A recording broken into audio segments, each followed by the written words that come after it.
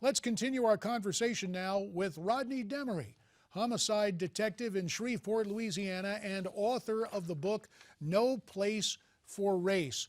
Rodney, let's just get to the bottom line on this. Do you believe the protests in the streets of New York and the pronouncement from our national leaders, do you think those things are responsible for the deaths and the violence and the calls for action against police? I wouldn't go so far as say they're responsible or directly responsible for that, but I will say that it's absolutely tragic that that is the tone that they're taking. Race politics is what fuels this.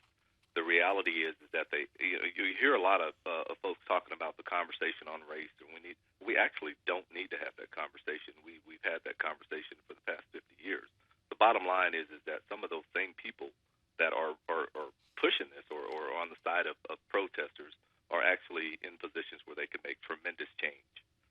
You have a president who is a black man. Just no getting around that. You have a U.S. Attorney General that's a black man. There's no getting around that. Most police departments have black people that are in positions of authority, if not chiefs of police. To continue this dialogue is just absolutely ridiculous. The fact is that the communities are falling apart, and that is of no fault of white folks or black police officers or white police officers. That is the fault of the community. The most annoying phrase is black community when there's actually not one. It's a black individuality. The family structure is just not there. Close to 80% of the families are just broken up. The neighborhoods are crime-ridden. That's the conversation that needs to take place. To continue to believe that there's something else that's taking place is just ridiculous, and it's actually dishonest. Rodney, do you agree with Milwaukee Sheriff Clark that there's a disconnection between the liberal establishment when it talks about protest being free speech, and then when others offer a nonverbal response that somehow there's wrong?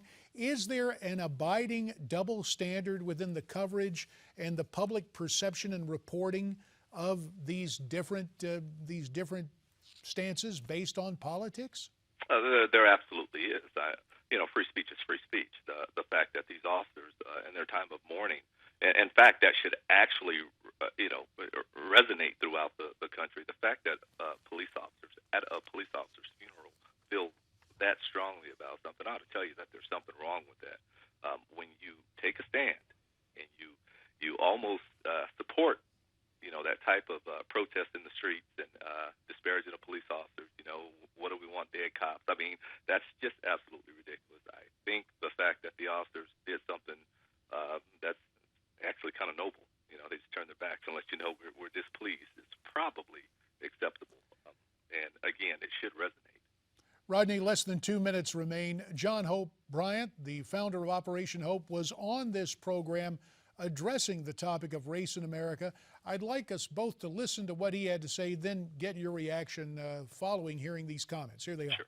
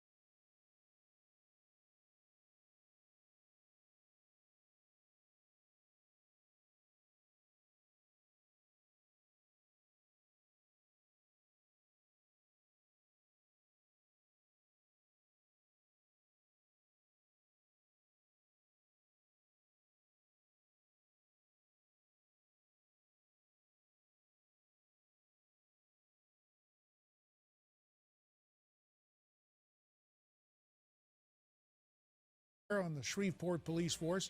Come back and join us again in days to come as we continue to discuss this topic, okay? Absolutely. I'd love to, and thank you. Thanks very much. Rodney Demery with his take. When we come back, we heard about the economic implications of what was going on in terms of this protest and the violence toward police, but what about the economy for the rest of us. A report on this year and a look ahead to next year as we continue right here on America's Forum from Newsmax TV.